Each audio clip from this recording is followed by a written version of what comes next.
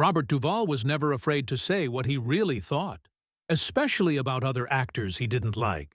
He disliked some actors so much that he once said no to millions of dollars just to avoid working with them on the same movie.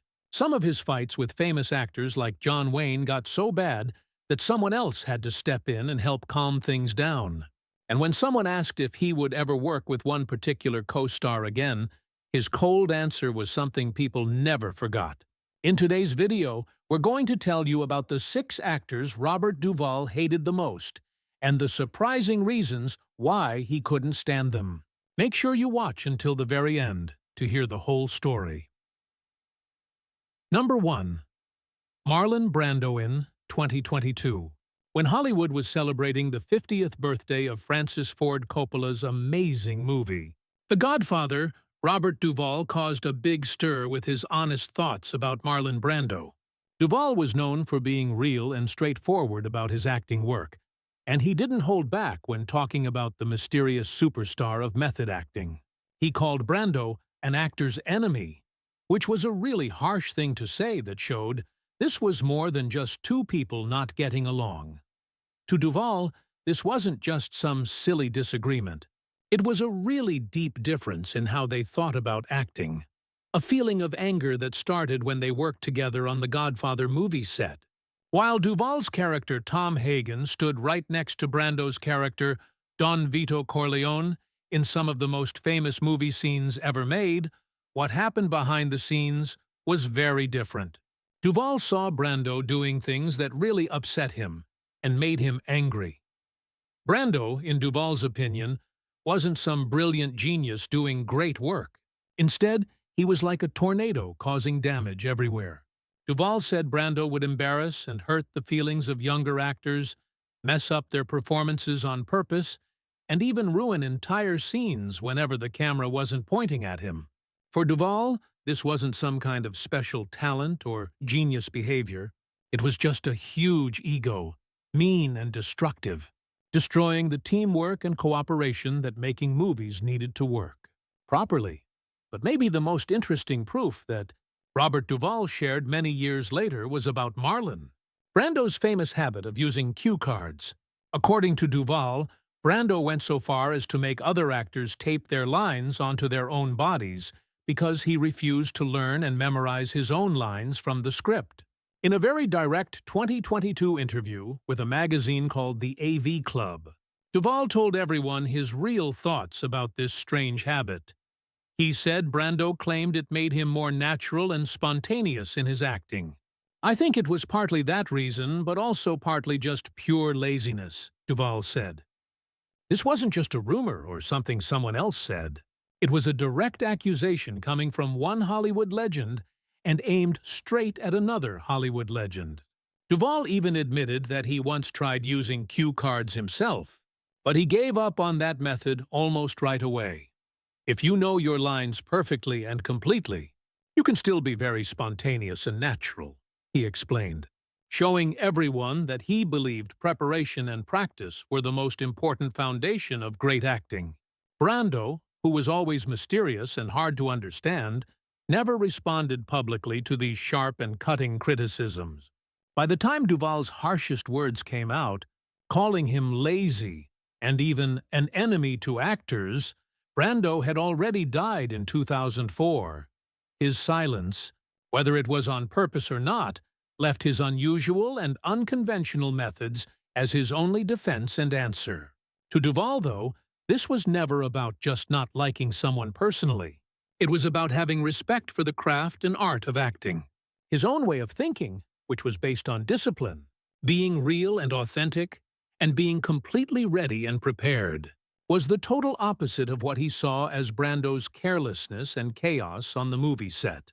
And while he later admitted that Brando had been revolutionary and groundbreaking in his natural acting style, that acknowledgement of Brando's impact and influence never erased or removed the frustration and disgust he felt about Brando's work ethic and behavior.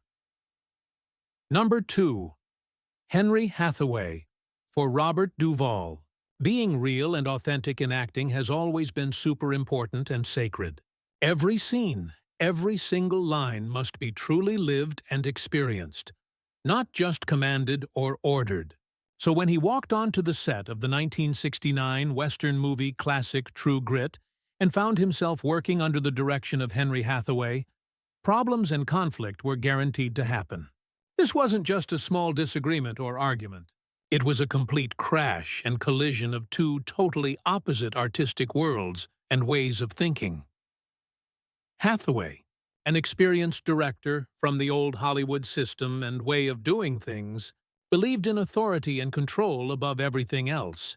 His directing style was strict, commanding, bossy, and rigid, leaving almost no room for the natural, organic, method-based performance style that Duvall, who was then a 38-year-old actor becoming more and more successful, valued and cared about so deeply.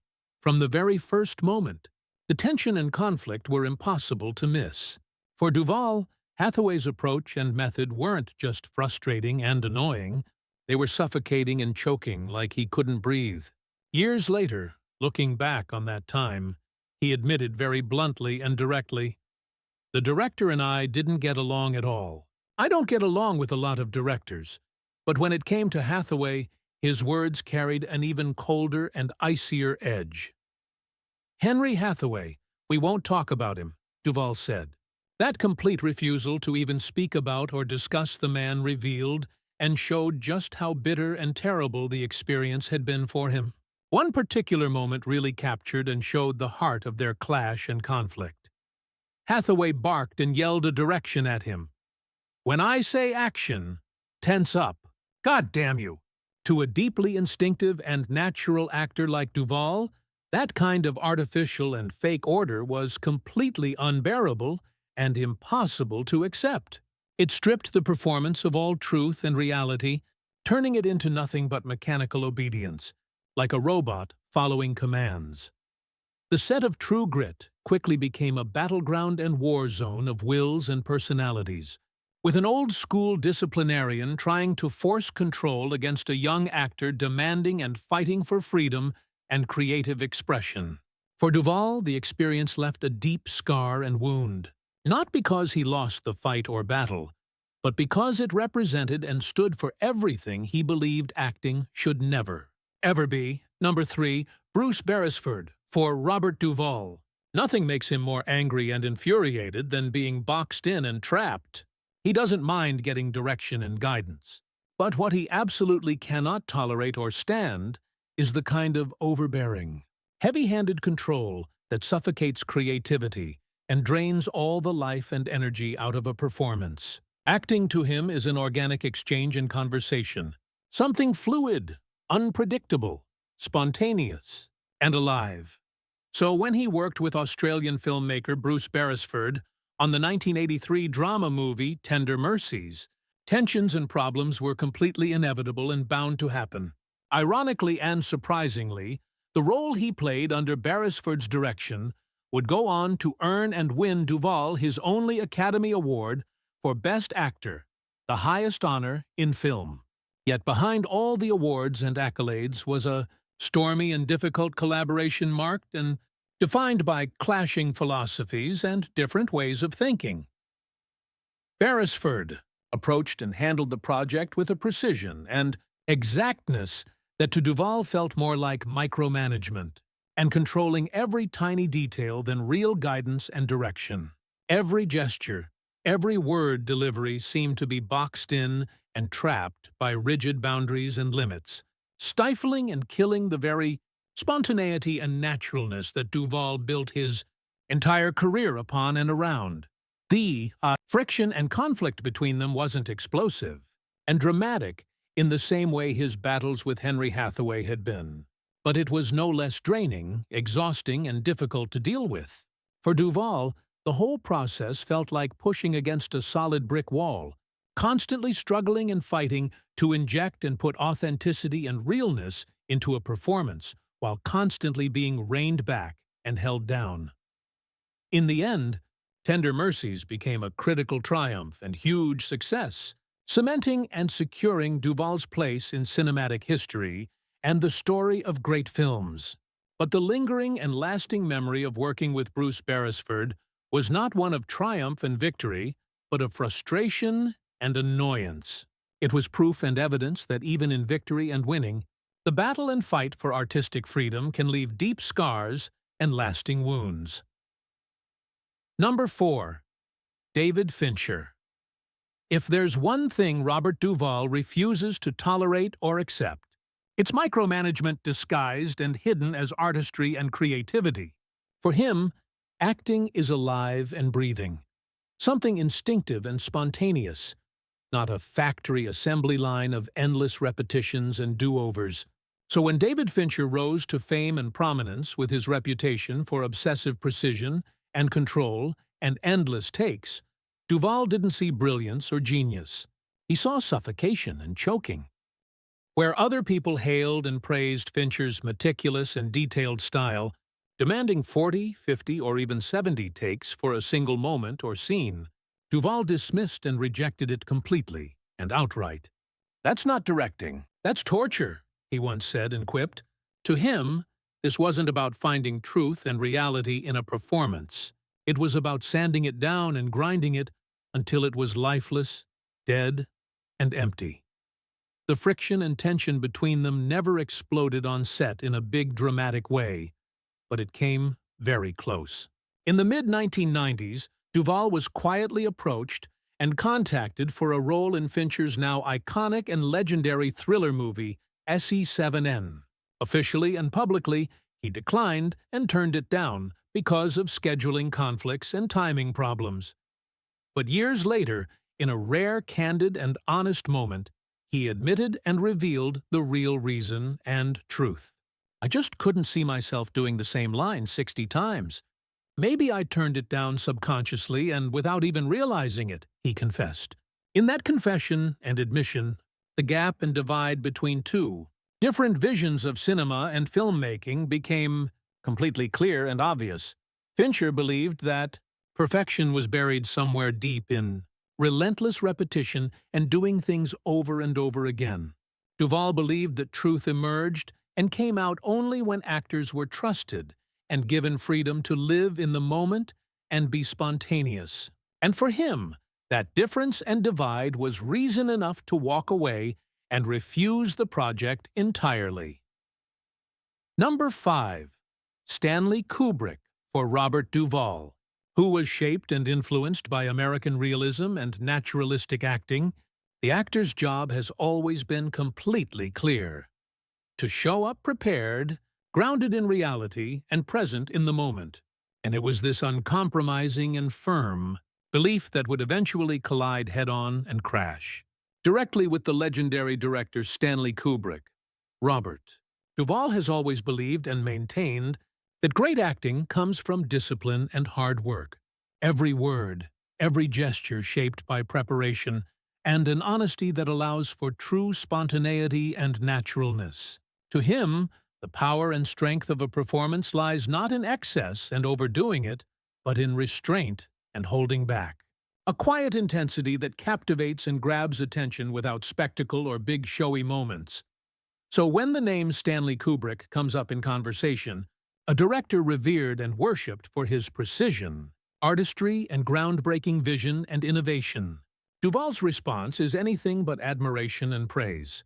Instead, he delivers and gives a searing and burning critique born not from personal clashes on set, but from his observations and watching of Kubrick's work and his infamous directing style. Speaking and talking during the Hollywood Reporter's 2010 Awards Roundtable discussion, Duvall didn't mince words or hold back his thoughts. "To me, the great Stanley Kubrick was an actor's enemy," he declared, and stated boldly, shocking everyone in the room. Then he doubled down and went even further, pointing directly to two of Kubrick's most celebrated and famous films, The Shining and A Clockwork Orange.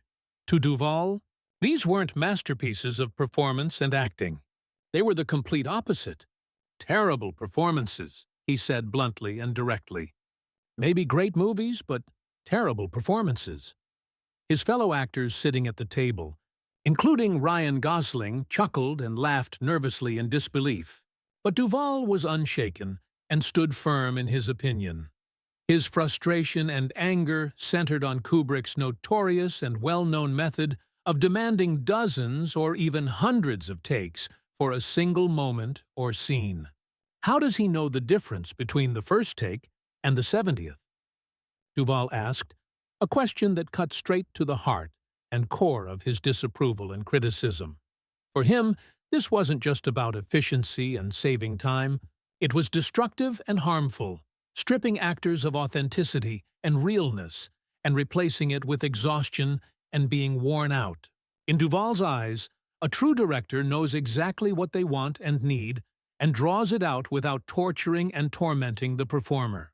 That's why, to him, Kubrick's brilliance and genius as a filmmaker could never excuse or make up for what he saw as a disregard and lack of respect for the actor's craft and art.